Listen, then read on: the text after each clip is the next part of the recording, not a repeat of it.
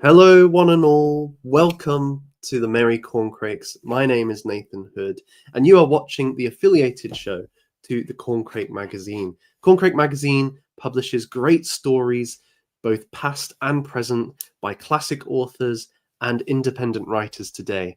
It is filled with just so many good tales of a whole range of types, and so there's something for everybody.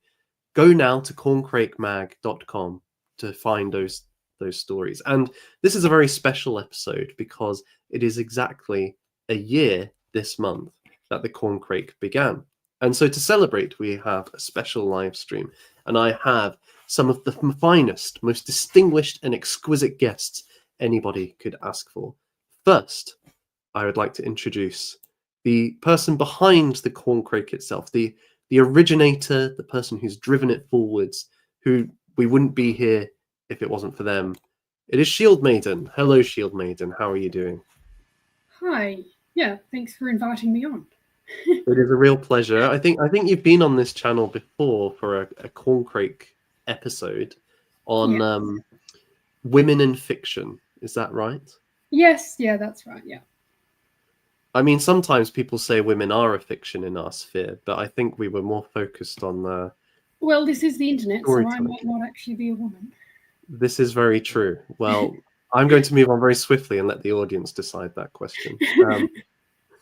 My next guest is somebody who you work with very closely on the Corncrake. It is T. Meadows. Hello, sir. How are you? Good evening. Good evening. Doing fine and dandy. And, you know, many people might not realize your role in the Corncrake. So do you want to say a little bit about what you do? Well, if they don't realize it, then it probably means that I'm playing my role well, because my role is basically to make the finished magazine look like a finished magazine, and then you look at it and you just read the stuff that's there, and you don't have any hiccups as you're flipping through the pages.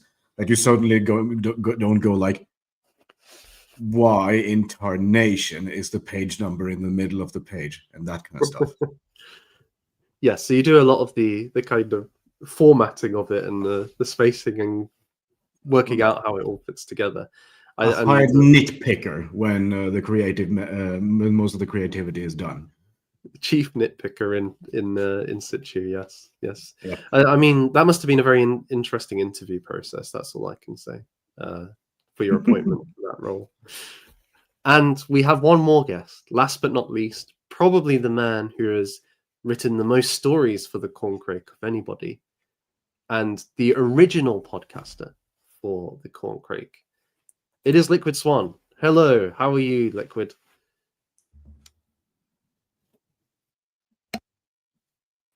I just realized my mic was muted. Hey, how's it going, everybody? Hey, Nathan, thanks for having me on. No, it's always a pleasure. It's a pleasure. How many stories have you written for the Corncrake, Liquid? A dozen? Does that sound? No, maybe less than. I probably missed. I haven't been in a couple episodes, series, but I think I've had a couple pairs. So maybe 11. 11 or so, yeah. And I guess, did you write for the very first one? Yep, I was in. I believe I was in the first one. Do you remember Shield Maiden? What that was? Yes, I think like for at least for 6 or 7 magazines, you had a story in all of them. Yeah. I know I had one with 2, but yeah. I mean, it's been a year, which is pretty cool. It's rare that things can go on this long, with that momentum. So, congratulations to Shield Maiden and the rest of you over there. So it's a great product. It really is a fantastic project, and I think it has created, as you say, momentum and energy and a bit of a buzz amongst people, and it is a great achievement. And so with that, I wanted to kind of have a little bit of a retrospective of the last year. So kind of beginning that, I want to ask you, Shield Maiden, what was the inspiration behind the Corncrake? How did you come up with this idea? Well, I was inspired by like the Amish type literature that I read as a kid. But basically, the culture can't survive on just politics. So, we need literature and stories, and obviously that's a easier to get into than, say, making movies. So there's that aspect, making something seem more of a community and less of just a, political discussion gang. But also it gives people in the community a place to have things written and or put their art, and it encourages creativity, because not everyone can go and start a Substack. Maybe some people don't want to, but when they can just send in a story randomly to the Corncrake, and I have editors as well, that helps. I think it encourages creativity. So why did you choose a magazine format for that then, as opposed to maybe like a Substack or something alternative? Well, the goal is to have the magazine printed. There's themes these days of getting offline and all that. So when the Corncrake can be printed, obviously it means people like myself who don't want to read things online can read things in person. And I think it's just cool having a physical magazine show up in the mail. It's more interesting that way. There's something cool about it that reading on a Substack just doesn't. It's just not the same thing. I would say as well, even the this is an open question, but to me it feels like even just reading a magazine online has a different feeling to it. The way the pages flow together, the design of them, it's visually arresting in a way that just reading a wall of text is not. It feels like something unified and cohesive. Well, I choose all the stories. It's basically a little collection of art and stories that have been put together. And so how did you go about actually creating the magazine then, when you were first doing it? Well, I put together some ideas, and then T. Meadows here came along and began nitpicking. And at the end of the day, we now have the Corncrake as you know it. Yes, and I would say it's pretty much stayed the same with a few additions along the way. It hasn't changed ship halfway through the year or anything. It's pretty consistent in its format and what you can expect from it. Well, we can't really build brand recognition and that sort of thing if it's going to change drastically all the time. Plus, it's a lot of hard work to change it. So, and I don't want to do that hard work. So. No, that would be a lot, because you do it every month. So you're looking for stories every month. So then, how did you get your first stories when you were just starting it? So how did you get like Liquid to write a story for the magazine? I was just talking to someone and asking their opinions, and they actually recommended Liquid because they said they'd read his Substack and they thought he was the type of person who would write. So I sent him a message and asked, and he was all for it. And instead of just one story, I got so many, which was very helpful. So yeah, and so a lot of it is just asking people and reaching out to people, especially if I read their Substack stories and I'm like, just DM people and ask, basically. Liquid, I saw you wanted to come in there. Oh, when I heard about this project, I was like, it kind of gave me a different perspective, because I've been writing like political diatribes, I guess you could say, and then I started thinking like, oh no, fiction would be a really good way to get messages across, to tell the story of like real human life and suffering and struggle, or success and gallantry, and I think that's the way forward, because you essentially establish a mythos instead of trying to artificially create one out of like French Revolutionary style politics. So I say like the way forward is fiction, and honestly I think it can come in any way, but and I don't like to force it. The story for me, it comes into my head and I got to get it down. Like I sent a couple strange ones to Shield Maiden recently that might show up in the future episodes, but if the idea comes to my head, I got to get it out. So I just put it down on paper. So that's how I kind of go with it. And it's a lot of fun. It's a lot more fun than just like political diatribes, where you got to like deep think and stuff like that. It sounds like it actually has given you an opportunity to write more stories than maybe you were thinking about before. Yeah. Oh yeah, for sure. As soon as I think of an idea, I'm like, oh, okay, I'll I'll finish that. And if it's a if it's a solid idea, I can usually pump that out in like 10 minutes, 20 minutes, Mm. rough, and then it's done, and then I can send it out, and if she likes it, she puts it in. If she doesn't, whatever. No sweat off my back because I can always make another one.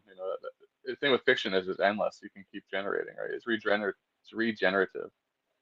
It's not like math where you figure out, the square root of 32, and then that's just a law now, or a mathematical equation. It's just something that can come out of you, like you're birthing children. You can have as many children as you want, give or take.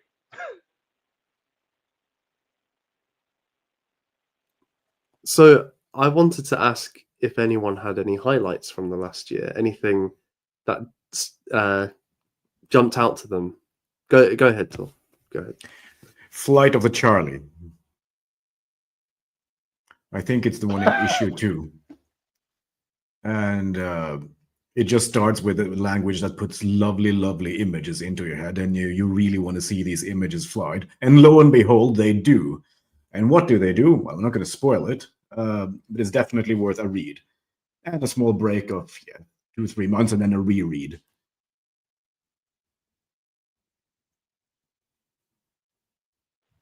Is that the one with the farmer? It is the one with what do you call it? The grass cutter engine. Yeah. And the hang glider. Yeah, and I guess there's a propeller in there as well. It was a strange evolution in my mind when I was getting that one down on paper. But a strange evolution of your mind. In my mind, like it started like evolving. I could feel it moving, and I was like, oh, and it just kind of pointed that direction. I was like, okay, then that's how it kind of came out, kind of crazy, but. But I agree. It definitely draws you in, and you're wondering where it's going to go. And suddenly goes off in directions that you're not quite expecting, and I mean this beautiful character is very engaging. Like as soon as I see this image, I'm like, yeah, I want to read this story. And I would also say it's very poetically fitting that it features hang gliding and flight, because it goes up in directions that where it swoops you in directions that you wouldn't expect. It ends up in an unexpected place. Let's just say. But one of my things I like to do is I like to try to shock. I like to try to put a shocking thing in these short stories. So the short stories, you don't have to worry about a continuum. It's just sort of like an idea and a thought that goes out there. You make a story with it, and if you can't like continue it in another, you can't like do episode 2. It doesn't matter. It's just like that's it. You gotta accept it as it is.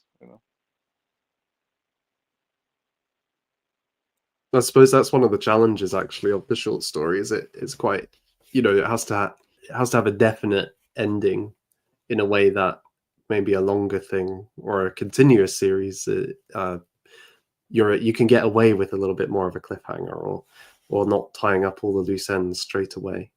Whereas I think that's one of the good things actually about the Corncrake is it, from a writer's point of view, is it forces that upon you.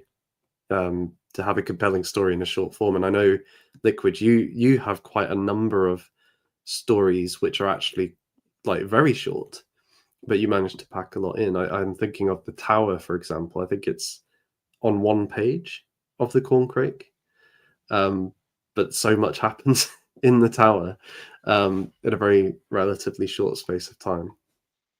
I think it's funny though, you mentioned that because it's sort of like life. Like if you were to narrate all the actions you did in a day, you'd have to like write like a 20 like it's a tome almost. Like single thing you did. Like, oh, I opened my eyes, I got out of bed. Even that, like that's actually like more like 50 actions, not just 2. So how do you break down like a journey? Like at what part do you where do you draw the line of what's an action, what's a new action, was it so with that story basically he's climbing the tower and he's coming across things as he's doing so, obstacles or illusions or things he's seeing in reality, and how do you break that down into like different sections? And the thing with it is you have to condense everything as much as possible. And if you can condense it really, really tight, then it makes it more interesting. If you talk about like him brushing his teeth that morning, it's not going to be very compelling. So it's all about that sort of boiling it down to like the bare bones. And that is kind of, it can be hard to do, but I was in like a dream state when I was literally like half in and out of consciousness while the idea came to my head. And like I basically wrote down the dream I had, sort of, and then like expanded upon it. But that's basically that's why I think that's why it was so tight, because I think because it came from an almost a dream like consciousness. Uh, I don't know, there's obviously some Jungian themes in there, but that's kind of what I was trying to harness as I was writing it. I just have a question regarding that dreamlike state. Do you think it's ushered in by your role as a dad? Oh, no, I think anybody can have it. It can happen anytime. Um, I was literally just like, it seems to happen when I'm bored. So I was at work and I was having a little bit of a post lunchtime nap, and then I just sort of like was in and out of like being awake and fully sleeping, and it, these just and also I think I can't remember what I was reading at that time, but it's definitely related to what I was reading. It's just been a while since I can't quite remember, but that's where it sort of came from. I think I was talking with you, Nathan, about like medieval stuff at some point. Maybe that was a little bit inspired there. I don't know where it comes from, but you know, it's one of those things like you have so much stuff going in your head over your life period of your life. And you're like, okay, well, where am I going to grab this or that idea from? I don't know. It's like if you ask like an AI, like where does it come up with this crappy slop art? It may not be able to tell you, but it's there because it's looked at everything. Well, I don't look at everything, and we don't look at everything, but we look at a certain amount of things, and that sort of like I think there's something generative about a human being that puts those things together and is able to push out like a story or let's say art generally. I think art comes from humanity. Like if you look at AI art, you never look at that and be like, oh yeah, I'll pay like $20,000 for AI to do a painting for me. Like no one would do that. There's no value to it. No, isn't the literal pitch with AI art is that you can get it done quick and cheap? Yeah, exactly.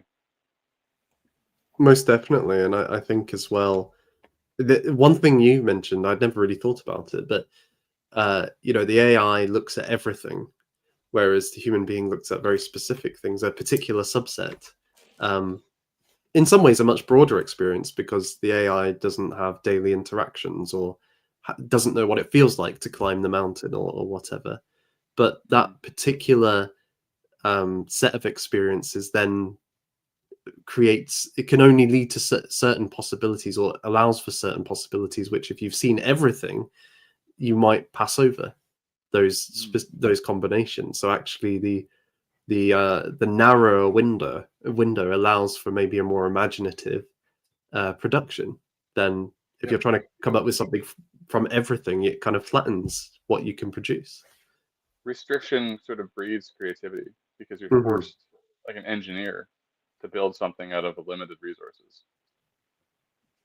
I always think of Star Wars with this actually. The first Star Wars, they had a reasonably limited budget, and they had to get a lot of workarounds on practical effects and so on. So they had to really come up with inventive ways to do it. And it's a pretty tight movie when you watch the original Star Wars, whereas the later ones, now I like the prequels, but I don't think that as a movie, as a film, that it's a great film. But in part that's because they could just spend as much money as they wanted and go to town on the CGI as much as they wanted, and the script could be as verbose as George Lucas wanted because there was no restraint. It needed to, whereas the first one there was hard limits of, okay, if this doesn't work, that's it, it's over. Like there's no more Star Wars, so it has to be good. So I think those hard limits are an important factor, and I know for myself as well, if I don't have a deadline for something, or if I'm not pushed in some way, it becomes harder for me to produce something that's actually stimulating. Whereas if it's if I have those things, it really forces it exercises me, which produces something better. Mm-hmm. So true. Sorry, mate. I know I interrupted you. I think, Mr. Meadows. No, I was about to interrupt, and then I bit my tongue. I was just being polite. Go ahead. Go ahead. No, I just wanted to say that also that restriction, it adds into what you're saying. Even if you read it online, there's something special about reading a magazine, because a magazine in itself is also a restriction because there's only so many amount of pages. So if you compare that to Twitter, where it's like an endless stream of things all the time, there's an extra dimension of care that goes into curation of picking the stories of each magazine like that, even if it's just online. But everything is kind of like coated in the care of the curator first, if that makes sense. Yeah, definitely. There's an intentionality behind everything, and everything's been chosen and thought about. So the magazine in itself is a kind of art form, or a work of art in itself. It's a tool of intent, let's say. Tool of intent. Yeah, I think that's a good way to put it. Yeah. Any other highlights from the year?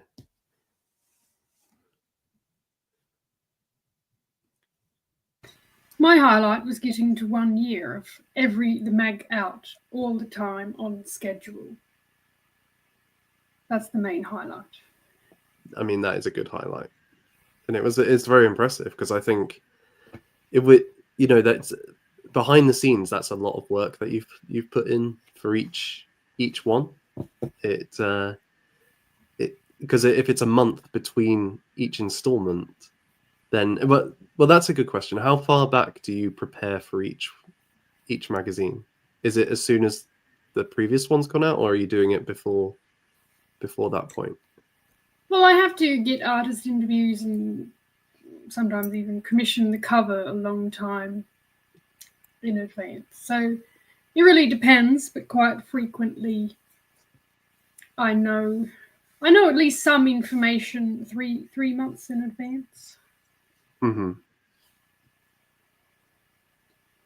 Well, my highlight is the 1 month that you didn't do it, because there was 1 month where there was a different editor for the Corncrake.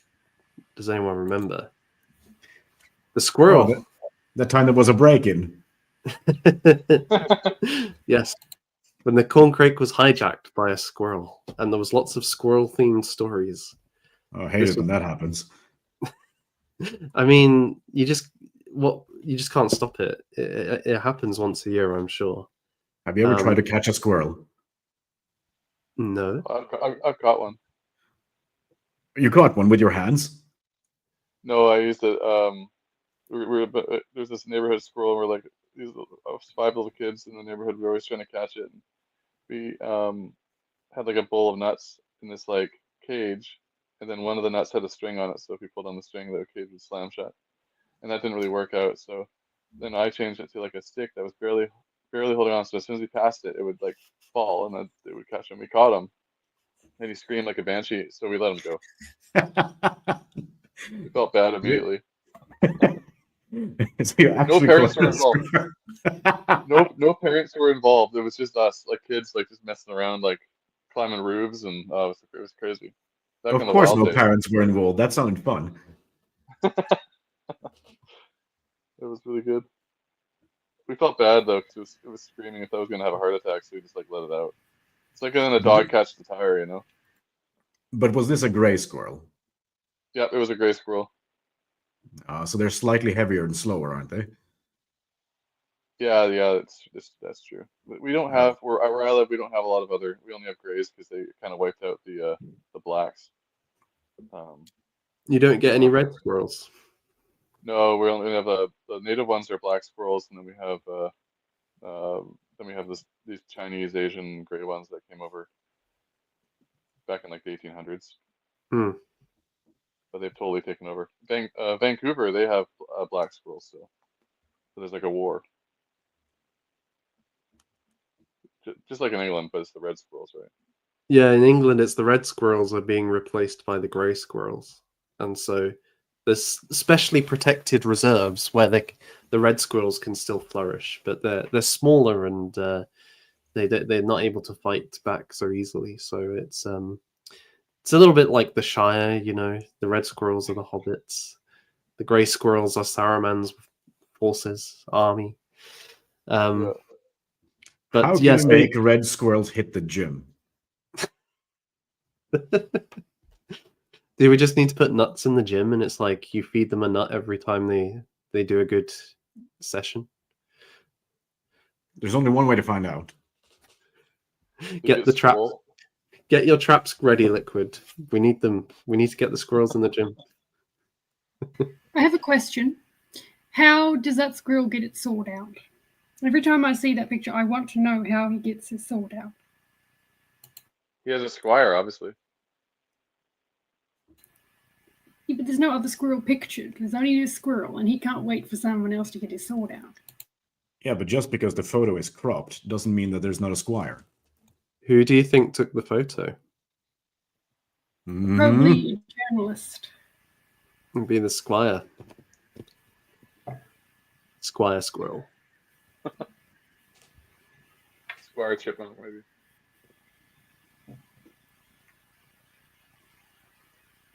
But am I right in saying that in this installment of the Corncrake, there was like a special edition where people were asked to write squirrel themed stories? Yes, three of us did it. Because there was the one that was like, because the premise of all of them was like a favor you've done to the squirrel, and then the squirrel will repay the favor at some unknown date, unknown to the person who's If you saved. scroll down, you should find maybe the picture. But yes, A.R. Duncan, also known as Reen, me, and Liquid here. We were the ones who did it. Oh yes, this was one of them, wasn't it? Jacob. Yes. Yeah. Yeah. This gave me No Country for Old Men vibes. I remember this one. You're thinking the same as me then. That's basically what I wasn't really going for that, but like it kind of turned into that. I also thought the same. And then I remember yours, Shield Maiden, was like Celtic nationalism. As you do. Anti-Roman Empire. Very based. Yes, here we go.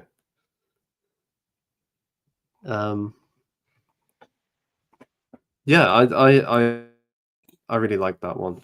That was definitely a fun one. And then the Christmas Crake as well. I enjoyed that immensely because there was a lot of Christmassy themed stories in there.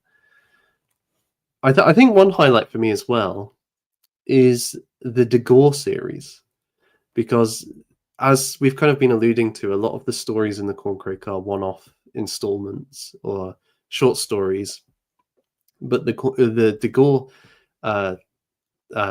series had an installation every month, and that was your work, Shield Maiden. So, I mean, do you want to say a little bit about it? Why you chose to include it in the Corncrake?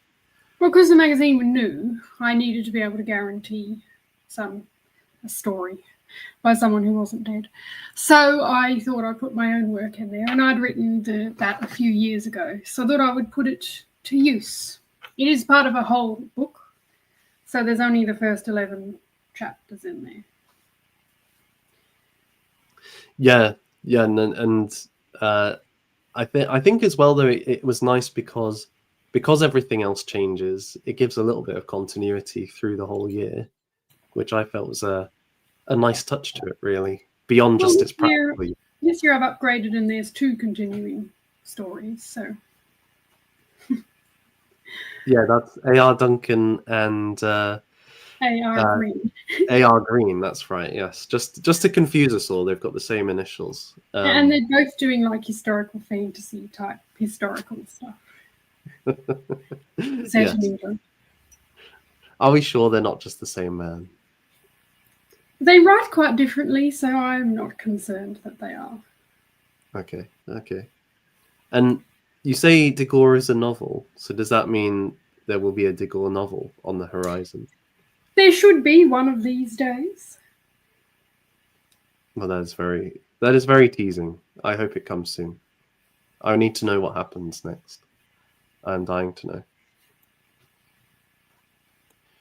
So beyond stories, there were a few other things in the Corncrake as it develops. So one side of it, and we're getting a look here, is artist interviews.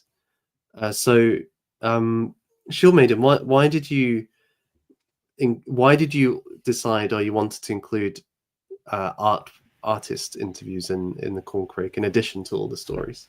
It was actually a suggestion by Pharaoh. Because Juniper Tree did the cover for free for the first issue.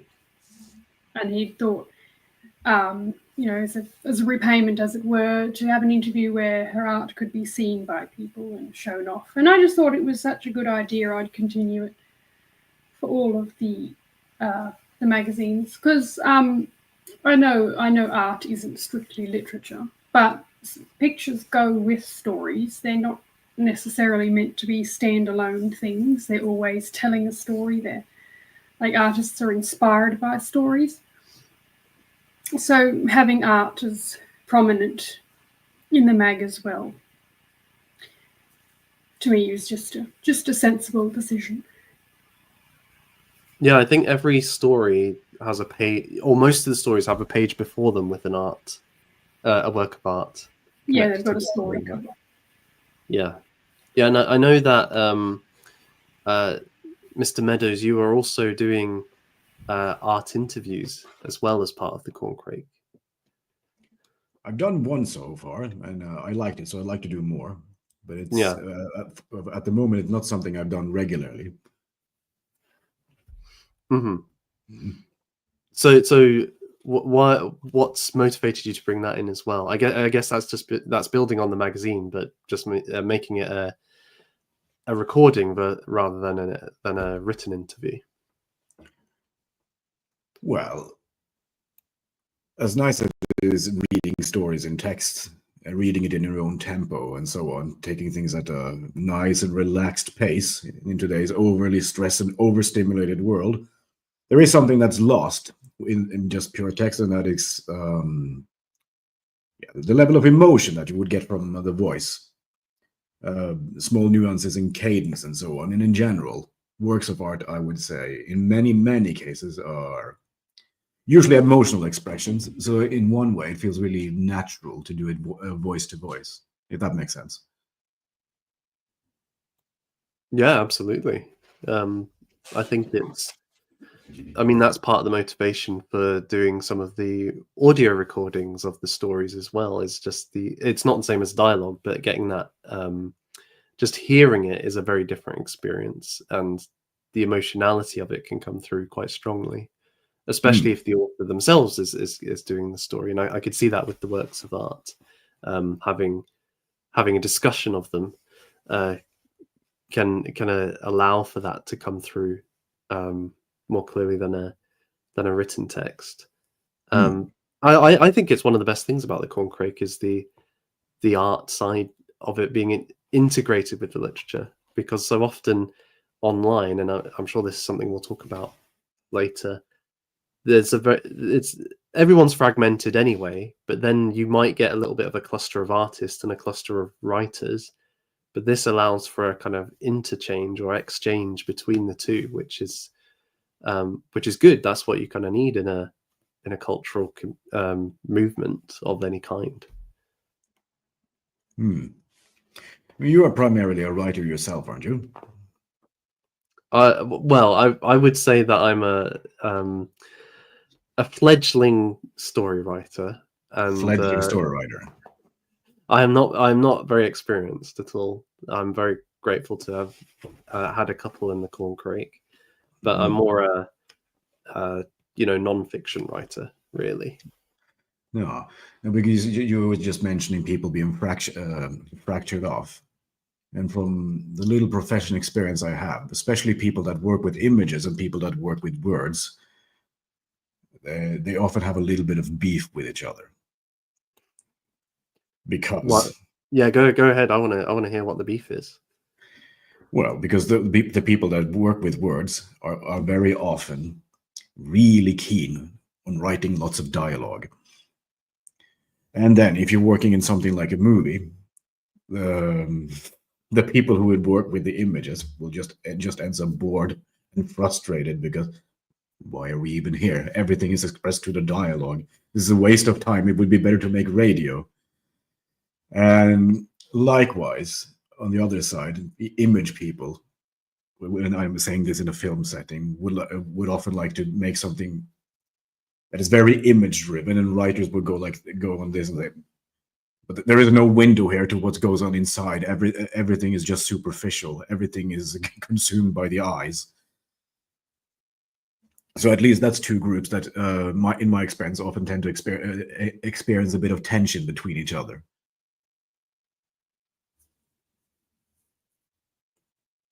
That's interesting. I mean, Liquid Shield Maiden, is this something you guys have come across as well? Oh, it's like a dance of visions, and you come across it when you're writing too with editors. Because sometimes you like, you know, um, sometimes you're writing and what you write honestly makes no sense. Like this is just every writer does this. It's just part of life. So you kind of have to work with an editor because editors will make you better. Because what they do is they give you a third person perspective of say basically the audience before the audience sees it, and they go, okay, well, what are you saying here? This makes no sense, or this is disconnected from this thing. And then you're like, oh yeah, okay, well, because when you're writing, you just want to get the stuff down. Because every moment you spend thinking about it, you might mess up the ending. You might not be able to you can't keep your flow state.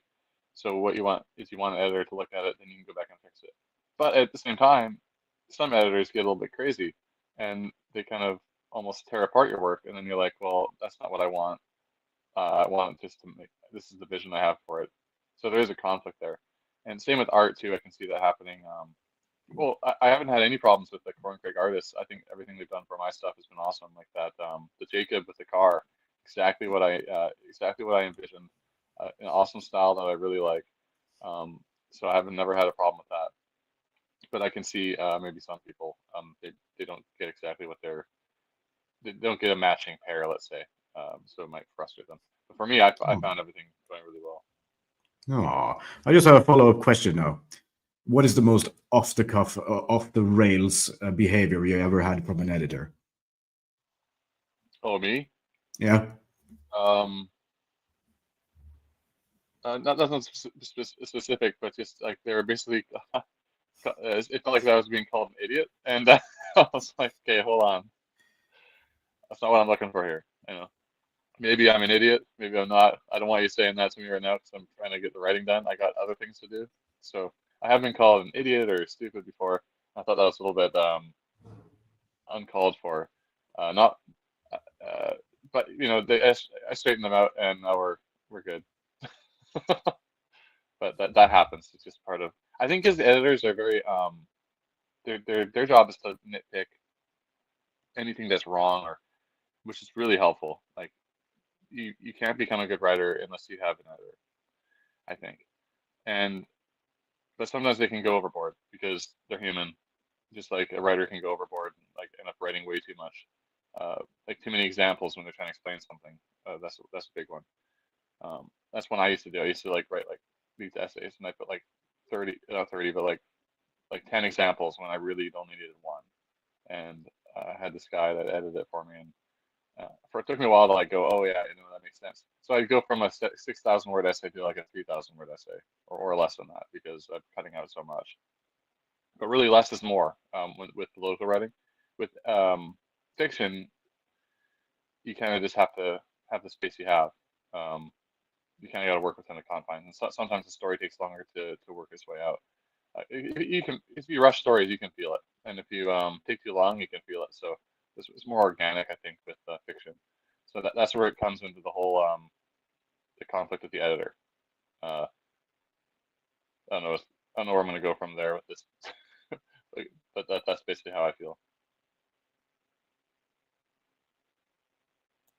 I mean, to me, it comes back again to what we were saying earlier. Like the editor puts a limitation on the writer or the artist in some way or another, and kind of those limitations are important because they help. Um, they help to focus the work in a way that if you're just going free reign, you're not necessarily paying attention to, or as you say, you're just trying to get it out on the page. I remember watching a thing where the guy was talking about how, for him, editing was a really creative process because it's, in his view, it's like taking the raw materials and crafting those raw materials into a finished product that you could present to somebody. Whereas the initial draft is like the lumber that you're going to make the chair and the table from. So it's actually a really vital kind of part of the process, but often if you've not engaged in it or you haven't really had experience of it, it can seem like a dead weight around you pulling you back, but actually it's part of the magic which turns a good story into a great story. Yeah, I agree. It's completely necessary, and I like that description. Like there's sort of the carpenter with the raw lumber. You know, it's sort of like carpenters all the way down, and sort of carpenters all the way up. Yeah, I would say it's also a bit like a photographer, especially nature when it comes to nature photography, because with the framing, you take something cold, callous, and violent that doesn't care about you at all, whether you live or die, and then you put it into a square, and suddenly it's pleasing to look at, and it's not life-threatening anymore.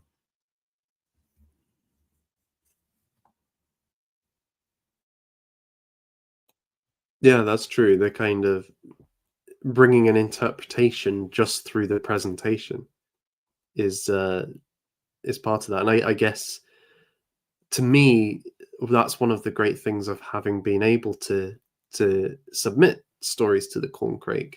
As I was saying earlier, I've not really written stories before, but the opportunity to do that and to get some editing feedback on it, and like I didn't know if it would get published or not, but just to get that feedback was something that I found very helpful.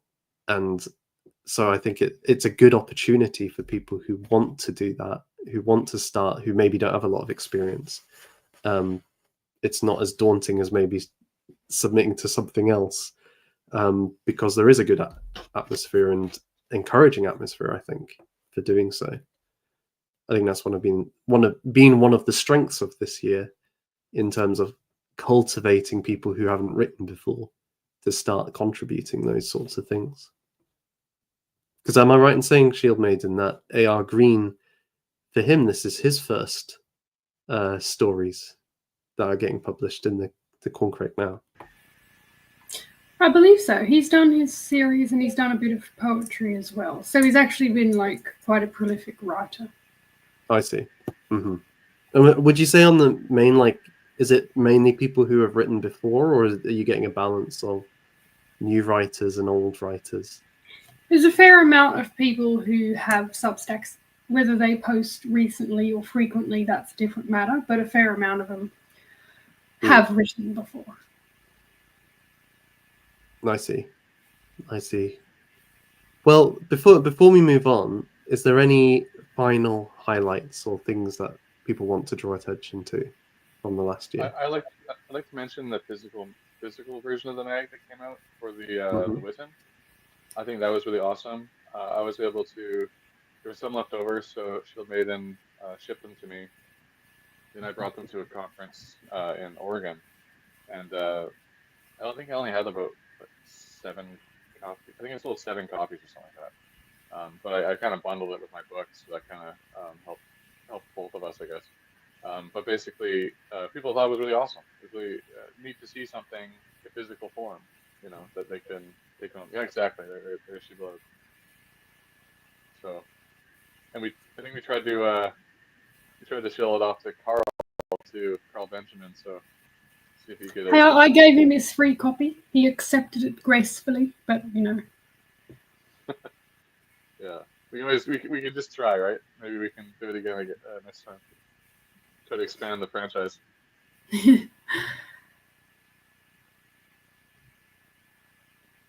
Yeah, I think that was a real highlight for me as well, Liquid.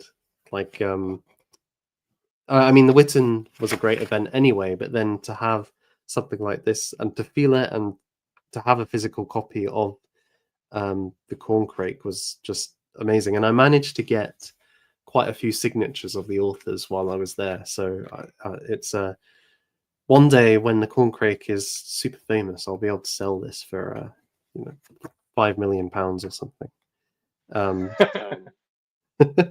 Although there's a couple that I'm still trying to get. But yeah, and it's absolutely like we've been talking about the art being really nice, but to have it in a physical form, it's just really gorgeous. I do have to highlight this amazing one here.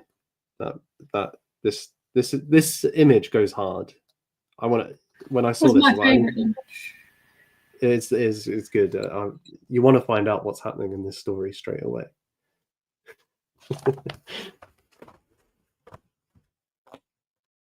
Is that you've mentioned the physical copies being an ambition? Is that something that you would hope to do in the coming year, Shield Maiden, or is it like what's your thinking on that? I would say it's possible to do within this year, yes. I have high ambitions, but why not? So does this fellow. He has high ambitions too. Yeah, it's good. It's easy to do if we have a sponsor. Like last year we had a couple sponsors, and that helped kind of get it off the ground. Then hopefully the idea would be like basically recover the printing costs essentially, but also to get the physical copy out there. Because then people have it on their shelves, they have it in their coffee table. Someone will see it and they think, "Oh, what the hell is this?" And maybe they go on the website and sign up. So it's a good marketing tool as well. Always be building.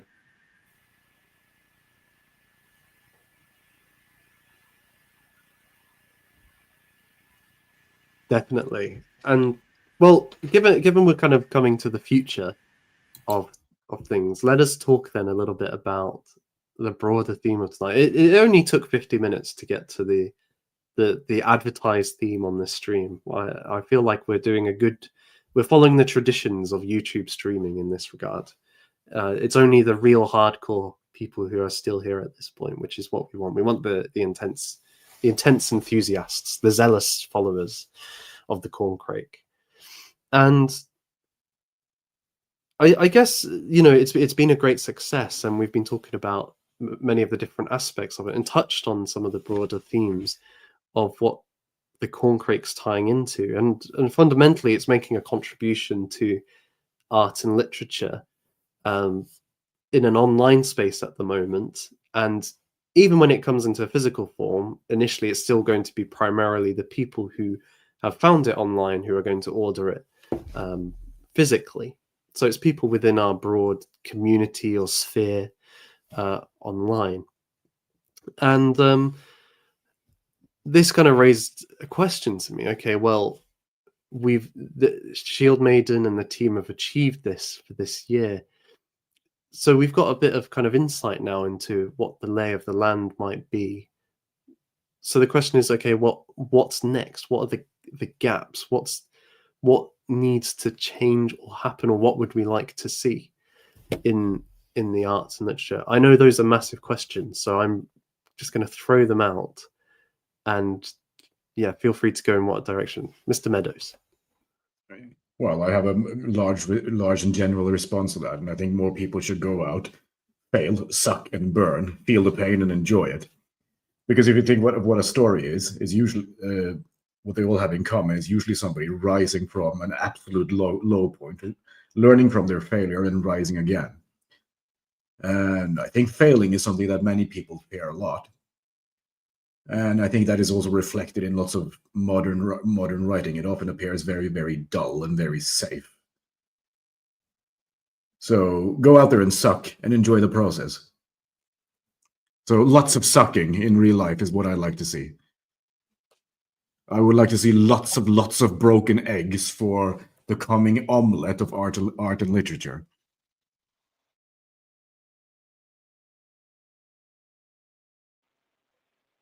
That's very good. I like that.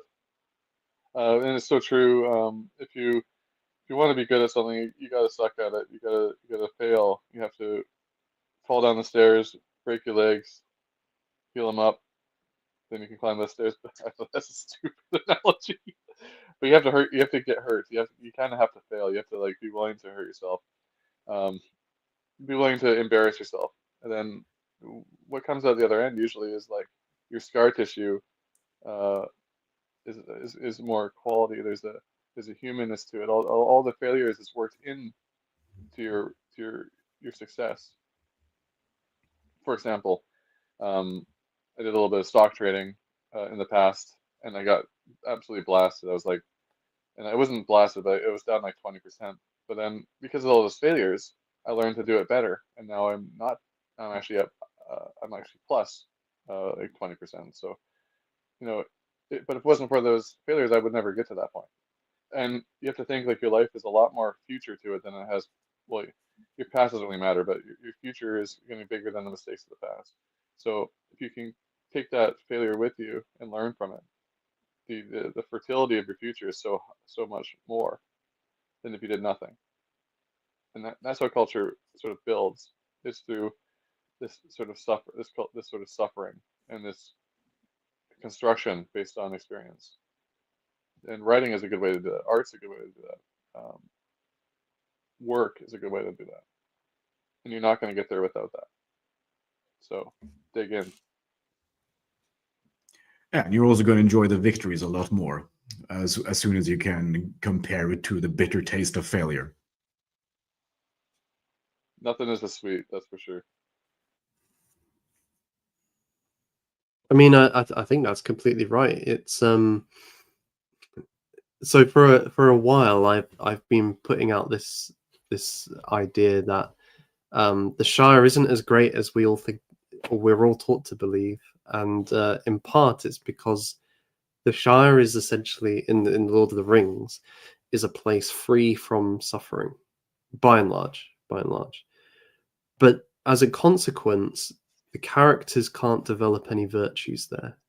And when we meet Bilbo in The Hobbit, he's like this quivering wreck of a hobbit who is scared of the slightest idea of adventure and is more concerned about his china than, the big things happening in the world. He'd rather just put his head in the sand and ignore the problems that are going to come to his doorstep one day. But he goes on the adventure. He's kind of forced to go. Really, it's a kidnapping, let's be honest. And although he does consent in the end. And he grows as a person. He becomes brave. He starts using his intellectual skills. He becomes a lot more confident in himself, what he can actually achieve, maybe overconfident at some points. And then when he returns to the Shire, he's a different man, or a different hobbit, I should say.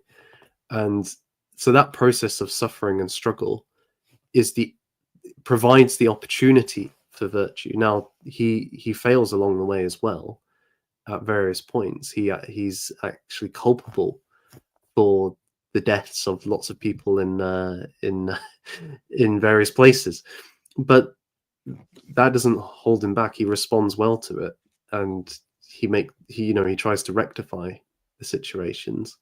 Yeah. If he stays in the Shire, he never gets that opportunity. He never grows. He never develops, and his home is worse off for it. So I think it's that in a way that's what's natural to us, and trying to escape from that, the reality of struggle, is partly the problem of this age. Yeah, it's the problem of living in a massive kindergarten.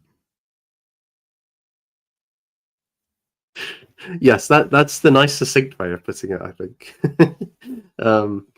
Very mollycoddled and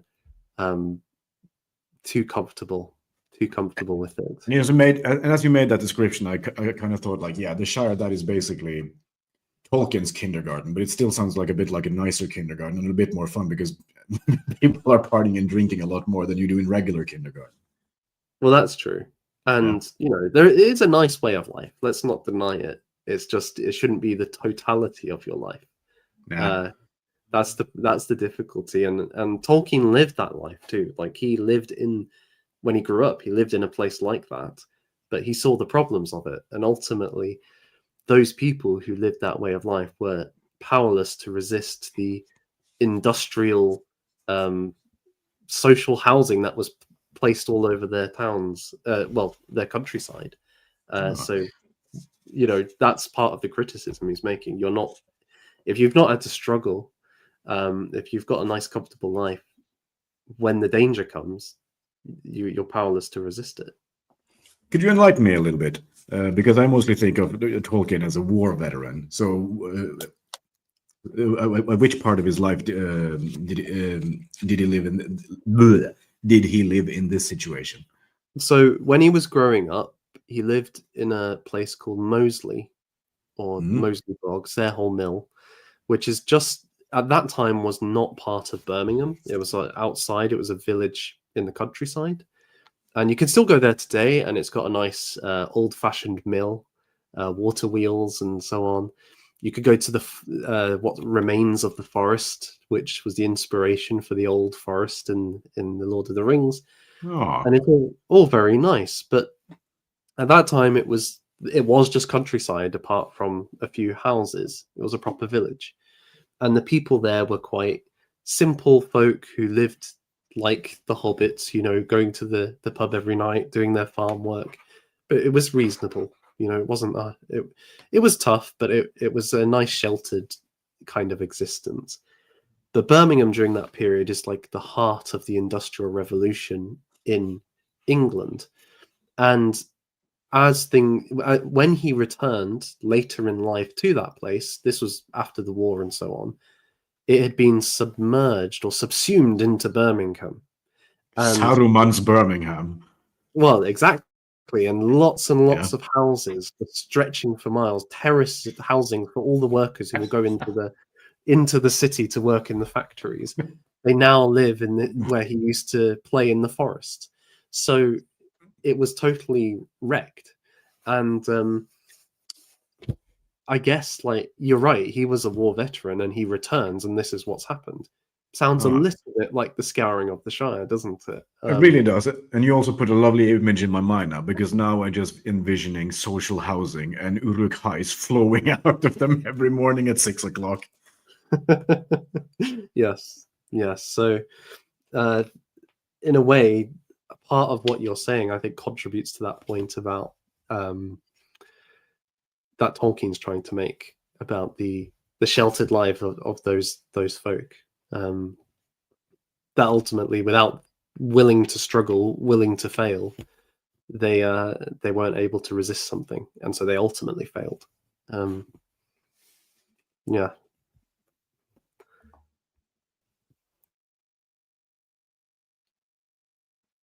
I mean, in terms of art and literature, then beyond that, just as a life thing, like being willing to take risks, which I think is important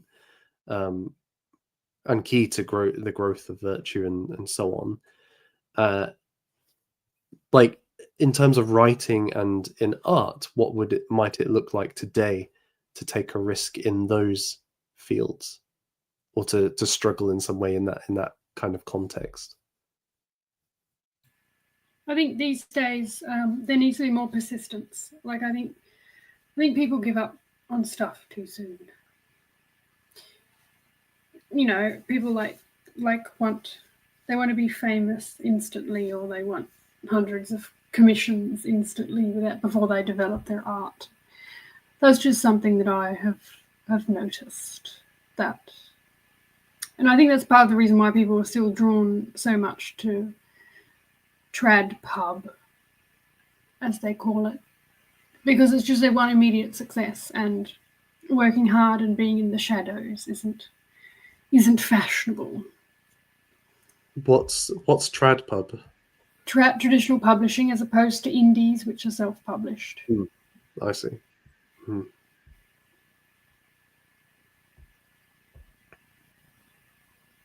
I think a lot too is people sort of lot of people are let's say goal oriented. So they say like, oh, I want to get into writing. The reason they get into it is because they want to make money or something, which is fair enough. I think that's great. But the truth is that until you're good, you're not going to make any money. And if you're doing it out of something you love to do, one, you're going to do it for free, and two, because you do it for free, you're going to be doing it um, regardless. So you actually are honing your craft over time. Like a lot of authors, they don't become famous or wealthy until they're really old, or maybe they're dead.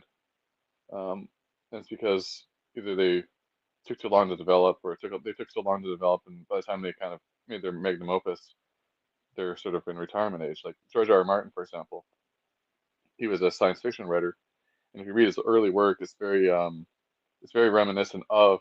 It's like a preview of all the Game of Thrones stuff, and but at the same time, now he's really old, so now he's trying to finish these last two books. And I've done like a calculation on it, and there's a 50% chance he will never complete it, and there's about a 50% chance that he will complete it before, the year 2036 or something like that. And what's that tell you? You know. But part of me kind of hopes he doesn't complete it, because it's already been tarnished by the TV show, and there's so many great works of literature from medieval times and ancient times which weren't completed. So in a way, I feel he's got like the chances of pulling off a really great ending are I feel not high, because of the way he writes his stories. It's kind of anti-heroic, but it kind of is demanding a heroic ending. So yeah, he's postmodern, right? So I think that's one of his issues. He can't make an ending that's nice, because that would be playing to the traditional methods of writing. And so maybe it's just best if it just doesn't end, and then yeah, that would be the ultimate kind of postmodern ending, right? Just You're saying that he's written himself into a corner, and he can never escape that corner because he can never write the ending. Yes. So he become Canadian and get made done.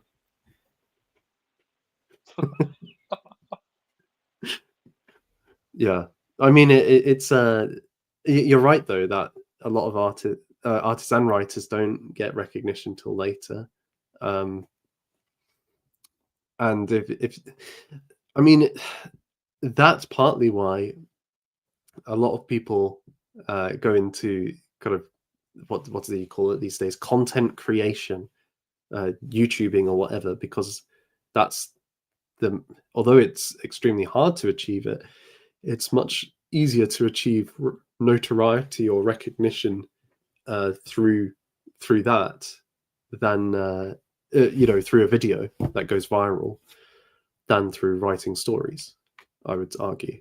At least in the present, at least, it doesn't tend to be people who have passed on who are getting promoted online or something like that. So I wonder if that's taken away some of the people who might have tried to go through story writing. Maybe it's a different kind of person who wants notoriety as an author.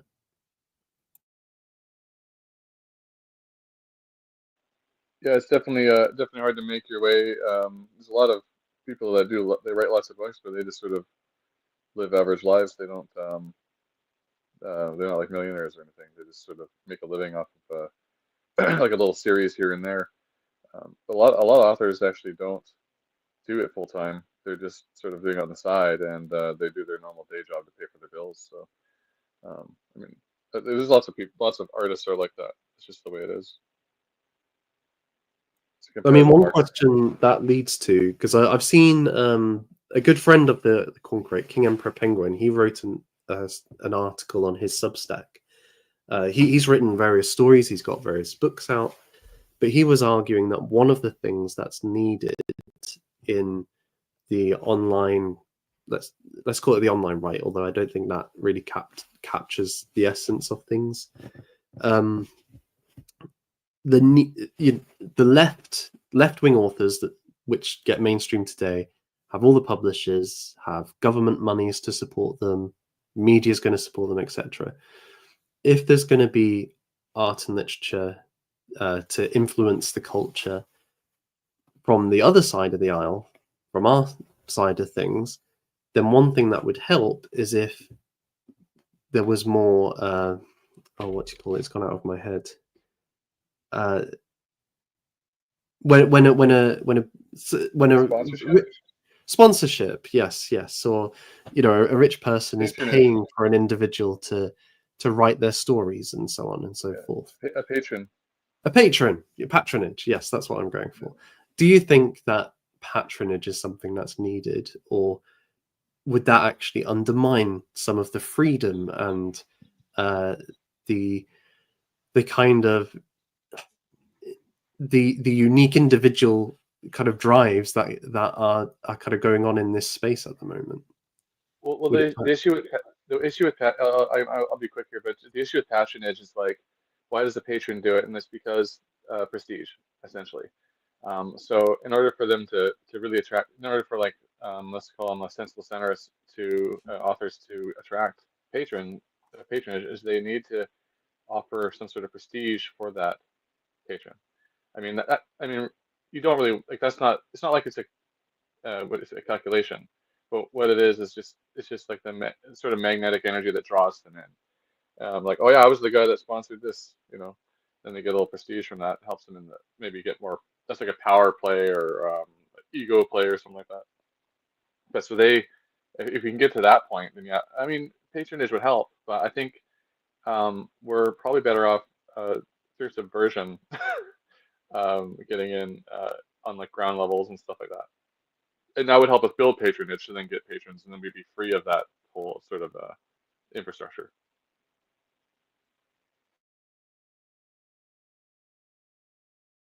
To me, it's like a two-way street, because I'm thinking about commissioning covers for the mag. So obviously I get a nice cover from someone who may have a name, so that gets me to more attention for the mag. But in return, the artist gets more promotion of their work, and they get money as well. For example, this month's cover was done by Juniper Tree. If you look over Nathan's shoulder in the background, you can see the physical version there. Would you look at that? Sorry? Or would you look at that? It's very tiny, but yes, if you've seen the front cover of the March edition, you'll recognize it there in the background. But yeah, so she does really good art. So obviously I get a great cover. She gets promotion and money, of course. Yes, here is the cover.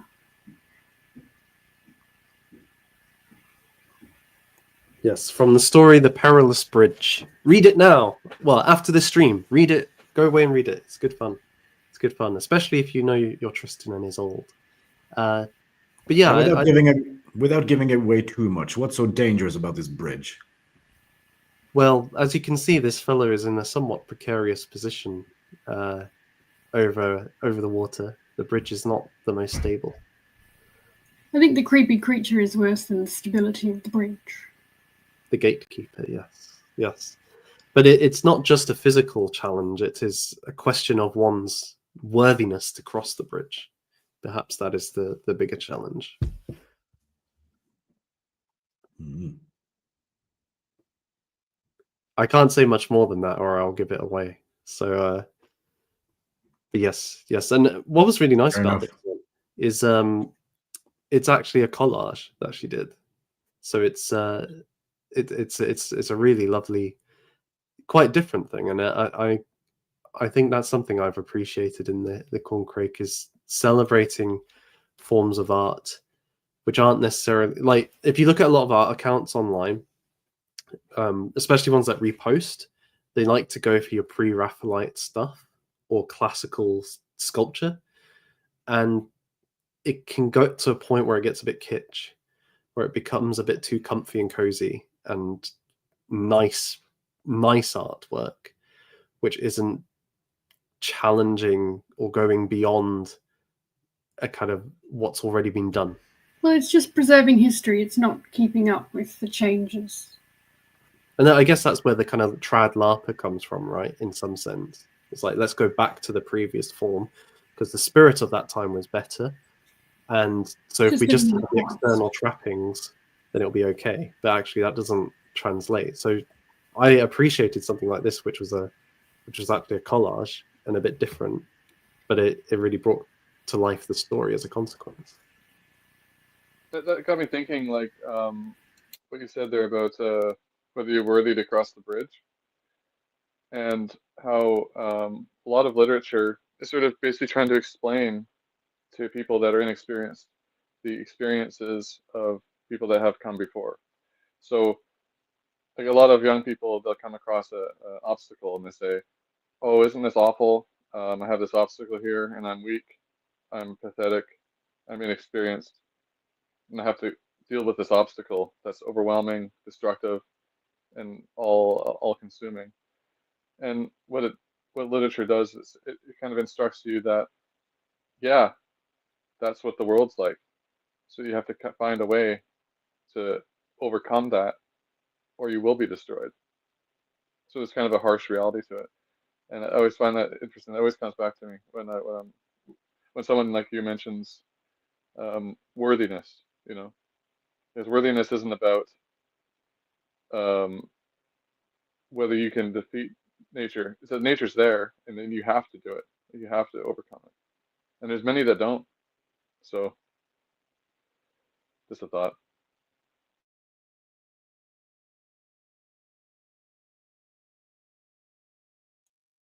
Very much so. And I mean, that ties into what we were talking about earlier. I think, I guess, I mean, I remember reading various people who would say, art, somebody like Wagner, Richard Wagner, he would argue that art, especially opera or the total artwork, which combines different art forms, can have a kind of transformative effect upon the viewer, that it can actually change or open up new ways of thinking and feeling to such an extent that it's almost like lightning striking your soul and you can be reawoken in some way. Do you think that that's true of like literature and art? And if so, what kinds of literature and art? Is it the sorts that you've just been describing, which kind of depict that struggle and therefore kind of open our eyes to that, maybe? Or is it a slower process or a gradual thing? Like, what do you think? I think that can definitely happen, and I think it definitely still does happen. But I think it's very individual. Me personally, as somebody who gets viscerally affected by a really good guitar solo, and then it's really, really hard for me to stand still. So I shouldn't listen to them while I'm working, because I'm getting that much more inclined to go outside and run around in circles instead. It reminds me of this. I saw this woman, a young woman. She did Moonlight Sonata Movement 3 on the electric guitar, and it was just so good. You know, uh, that mixture of classical and more of a modern element, uh, which was it kind of like was like a bridge between two times. Mm. So sometimes It's I'll have a fascinating shower. because sorry. Very good. Also, I'll say sometimes I'll have a shower, and it's like almost the perfect amount of time for me to do a shower. So I'll just put that on, and it's like it's really good. It's really good. Mm. And these things are kind of watershed events as well, because they also tell some people apart. Because I know I've met people, for example, they practice the guitar, and when when they hear somebody play something really, really well, it usually divides people into two groups. People go like, I feel really energized by this. I need to be able to replicate or do something similar. I'm really, really motivated to play the guitar. Whereas the other group goes, I can never achieve this. I will never play guitar again.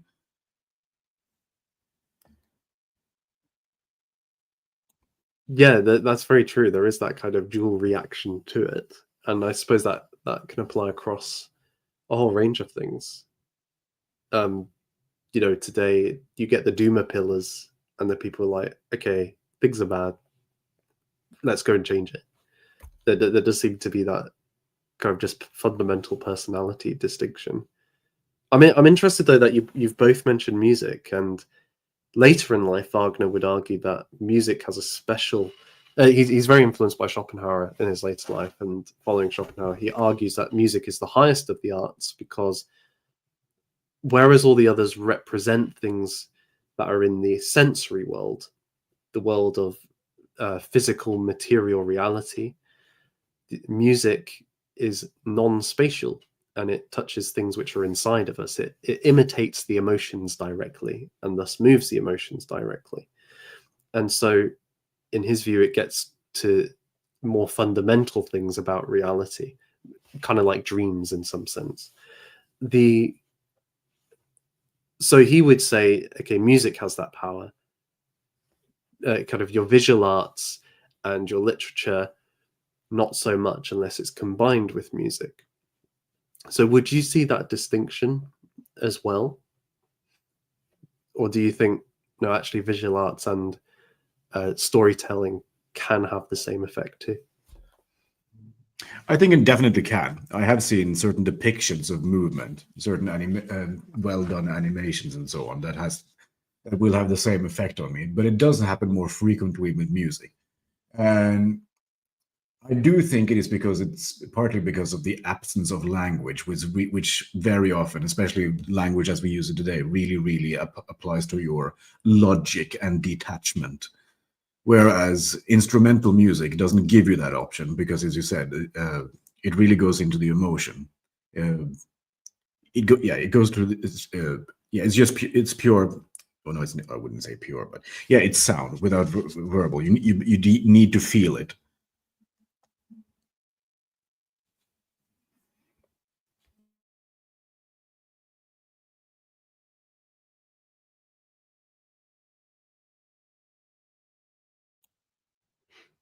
I can see that, and I think it's there. I mean, the one thing I think with his opera, and I won't go off into all of his operatic things because that isn't the focus here, but the combination of word and sound, or the story set to music, is in sometimes it can augment the music as well. And I think the perfect example of this is actually a film like The Lord of the Rings, where the music is so stunning and powerful, but the story in front of you actually harnesses or focuses that feeling onto a set of particular narrative moments, or a narrative. So then the two together kind of explode your mind, and then add the visual kind of these mountain ranges and so on. It can be very it kind of leaves a lasting effect on a lot of people in a way that any one of those components by itself would be fantastic, but together they're immensely powerful. Yeah, they're immensely powerful, and I would like to add to that words spoken and dialogues had in Lord of the Rings are written from a perspective that I would say to many people would be very alien. So that leaves with the kind of the kind of hardships, the kind of fantastic hardships they face, their attitude towards it, which is a way more confrontational than most people living today. So what's articulated in a way, it's I guess to many people is so alien that you have very little choice but to feel that as well, and that kind of corresponds with the music.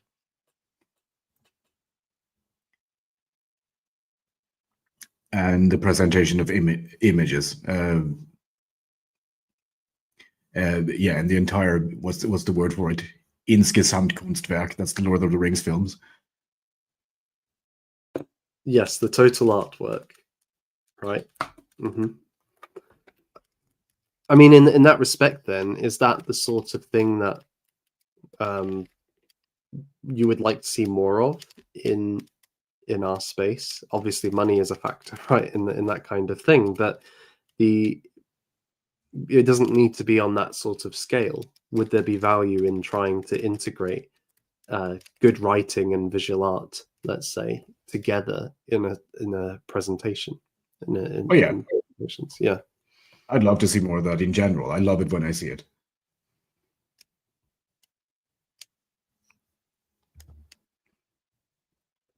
What do you guys think, Liquid, Shield Maiden?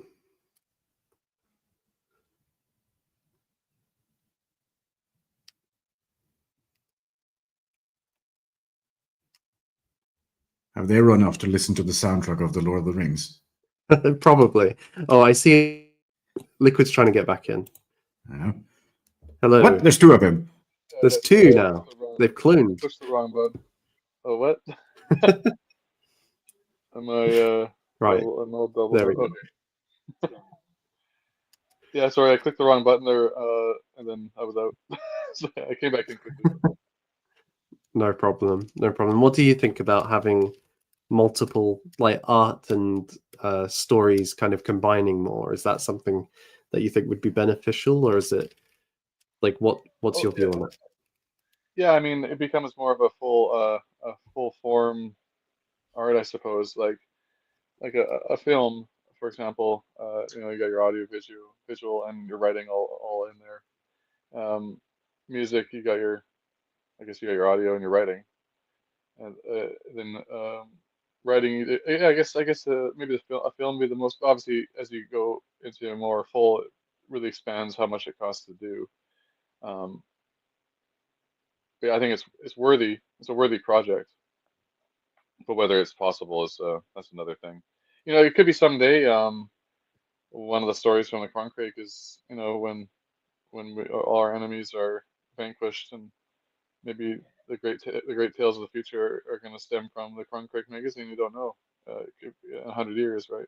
So I say you just keep doing. If we just keep doing the work we're doing, maybe we could get there. It's the people that surrender that fall off that never achieve greatness. It's the ones that keep pushing through the hard times, and push through when there's no hope. You know, essentially, you sort of create your own hope, but I think in a lot of ways. So it's all about doing the work. But yeah, obviously the more expansive we can get things, the better the art. However, in some sense, if it's done wrong, so like how they messed up the end of Game of Thrones, the show, um, it could ruin the whole thing. So as you said, maybe it's better that the author dies before their work is completed. So it kind of can go both ways, right? It's sort of like it all depends. It depends on the quality of the story and the art involved, I guess. Not Yeah, the exactly. form. The form is second to that. If it's a bad story or written badly, like the end of Game of Thrones, then it doesn't matter how good it looks or how good the music is. It just falls on its face, perhaps even harder than it might have otherwise. Well, imagine like Teletubbies, right? But told via like a Tolkienite sort of version with like maybe dark crystal elements, like just the Teletubbies. You could make a really awesome movie, but at that point, it's no longer Teletubbies. It's like a mockery of the other forms, you know. Or you could take any kids or like Sesame Street and then make it like dark and like gang-ridden, drug-ridden streets, and like then the puppets, these puppets appear, and I don't know. You could do lots of different things, but it's all about whatever, I guess, whatever. If you can bring out a good vision, and you have skill and talent, then you can obviously push it forward. But without all these things kind of conglomerating together, it could just be a mess, like Blue's Clues, Special Victims, you know. That is very true. That is very true. I think we're coming towards the hour and a half, so we've got about 5 minutes. And if anybody in the chat has any questions or anybody watching has any comments, please get them in now, because we might have a little bit of time to discuss them. Is there any kind of story, genre, or style, or art for that matter, that you would like to see develop more in this next year? Is there kinds of tale that we should be encouraging in our sphere, in the Corncrake? Yes, things should be more and more English and more to the history of England and the folk tales and the legends and myths of England. All this is good stuff, whether it's literature or art, both of those, or poetry even. Yes, the more English, the merrier. Anglo supremacy, is that the gist of the Corncrake now? It says it on the cover, in fact. English literature.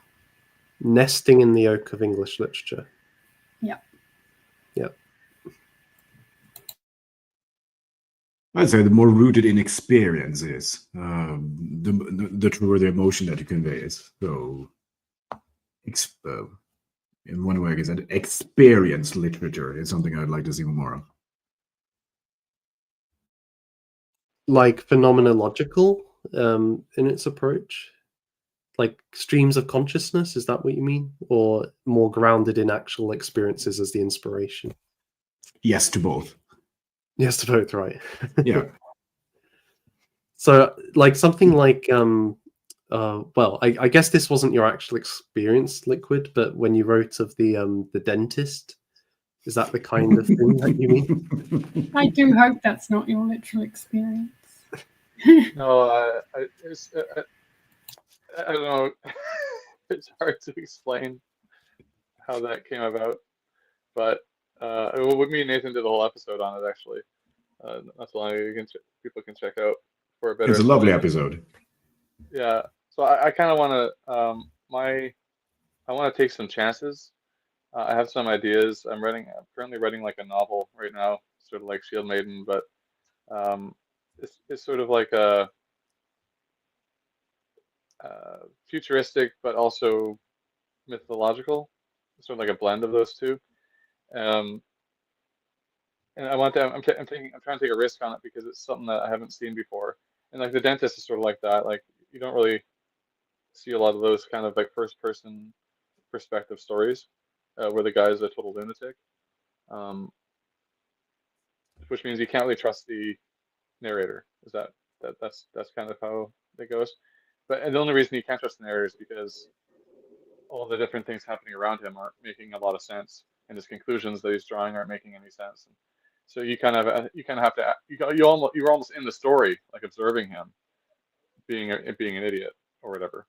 So I mean obviously everything I'm going to try to do is going to be rooted in English literature sort of tradition, but I want to try to like I want to try to advance things forward in terms of storytelling. I want to look at what's happening right now and then take the next step forward and see like in terms of like our time. Like I don't want to talk. I'm not going to be going into like Star Trek universe stuff, but I want to look into tomorrow basically, but not like without glancing to the past. But I want to look towards tomorrow. Not I don't want to be stuck in the past. I want to advance forward. I want to march forward and not just be like stuck behind, trying to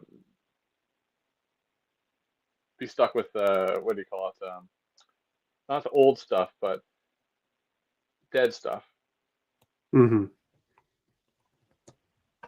I think that's a good kind of summing up point, really, in a way, isn't it? Because none of us believe in discarding our heritage or our tradition or history, but it's not about just being stuck in dead forms of it or trying to reanimate a shambling corpse. It's taking the spirit of what was good and harnessing it for our time and future time.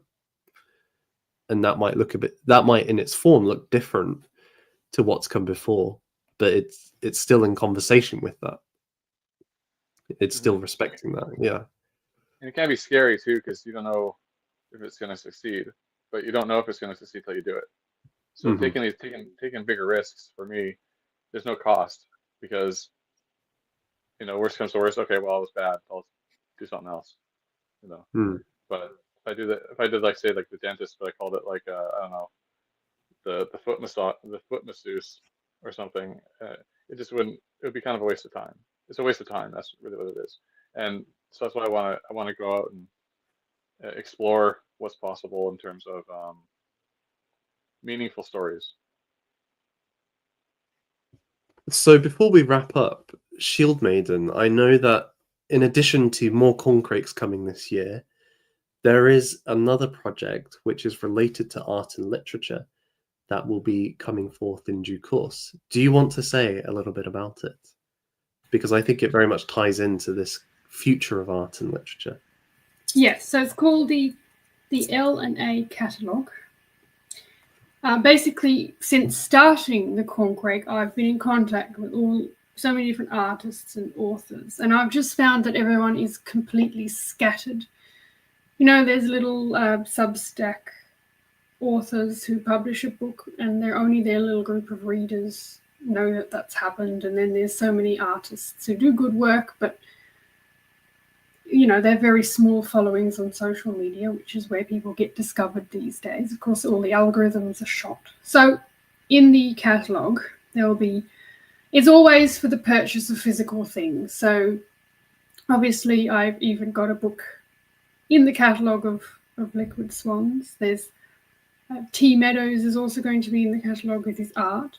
So it's people will be able to purchase physical copies of books. They'll be able to purchase things like posters, but there's also original art, and also there's even some clothing in there. Pharaoh has coats made up, which I believe you, Nathan, are wearing an example. And people will be able to see in the catalogue the different options he has, and they will be able to reach out and buy those because they are really nice coats, as we can see. So that should be out in the next month or two. I'm wanting to get it out soon. But yeah, I just have, I think I have 10 plus each of, there's so many that, like, as time goes on, the whole catalogue just gets bigger and bigger because there's so many good people everywhere doing good work. But yeah, they're just so scattered, and I wanted to put this together so that more people could get discovered, because, you know, if we want to do good art and literature that's outside of the mainstream, then there needs to be promotion that's away from the social media algorithms, because those algorithms are, well, they're just terrible and they don't work. Hey, could we get a fit check there, Nathan? Oh, what? The fit check? Yes, it is a good fit. Can we get a fit check on that coat? Do a little spin. Stand up. Okay, I will do this just the once for you guys. Spin, spin, spin, spin. Oh, it looks great. Oh man, I want one now. I would recommend It thoroughly. looks great.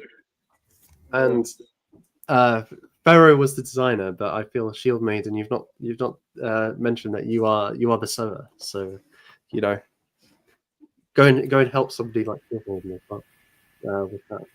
Yes, the catalogue will be excellent. It's going to be really, really good. I think it's going to be a big thing for us and in our sphere, and be a great resource and an opportunity to discover new art and new literature that's being made. So, yeah, hopefully you guys will all come and support it when it comes out, because it's going to be good. And I think actually you're both featured in it as well. So, which is excellent too. Well, we've come to the half-hour point. I think it is a good time to close our discussion.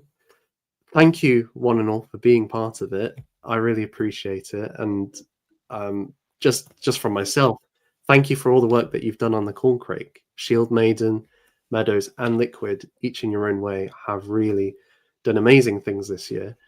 And Shield Maiden in particular, we've all got a massive thank you to say to you for creating this and sticking with it and taking the risk to do it, and all the best for the next year as well. Yes, thank you very much. It's been fun working with you, Shield Maiden and Meadows and Nathan. Thanks for taking over the show.